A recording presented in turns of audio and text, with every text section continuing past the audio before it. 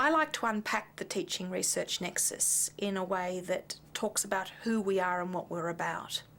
And we're a university, and the people engaged in the core business of the university, which is our research and our teaching, should be scholarly informed. So if you actually take the principles from the national protocol, and the national protocols actually don't require us to undertake research in that sense, but they do require us to undertake scholarship. And so I'm just going to read the scholarship component of it.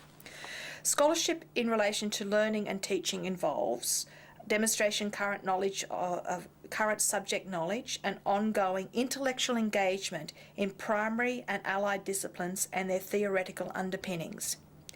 Keeping abreast of the literature and new research, including by interaction with peers and using that knowledge to inform learning and teaching. Encouraging students to be critical, creative thinkers, and enhancing teaching understanding through interaction with students. Engaging in relevant professional practice where appropriate to the discipline. Becoming informed about the literature of learning and teaching in relevant disciplines and being committed to ongoing development of teaching practice and focusing on learning outcomes of students. Now, if we actually unpack that, if we talk about the teaching research nexus, it means that you as an academic are not only maintaining your currency in your discipline and including the currency of information with respect to the field of teaching, because you are a teacher as well. You apply that both to the research that you do and to the teaching you do, then you ought, and if you undertake those principles, then you are already engaging in the research teaching nexus. If you are bringing to the classroom the currency that you need, and if you in your own research are engaging in the currency of the critical questions that you need to address, both of those meet those criteria. If you are a critical thinker, that is, you question, you ask, you debate, and you bring that to the classroom and you educate and train your students to become critical thinkers, to question, debate, and so forth, then you are engaged in that research teaching nexus.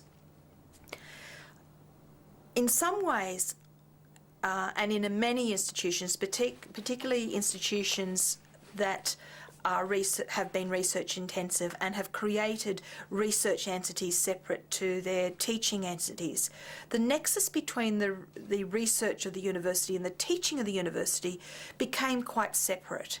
And if you go back in the history of how the research teaching nexus evolved, it evolved out of a number of the elite universities in the United States that were concerned that their students were not benefiting by the intellectual power of their top researchers within their organisations, and therefore were missing out on opportunities to develop their own forward-thinking, critical thinking, questioning ability, and learn from the way that the minds of the great thinkers went about their ordinary business.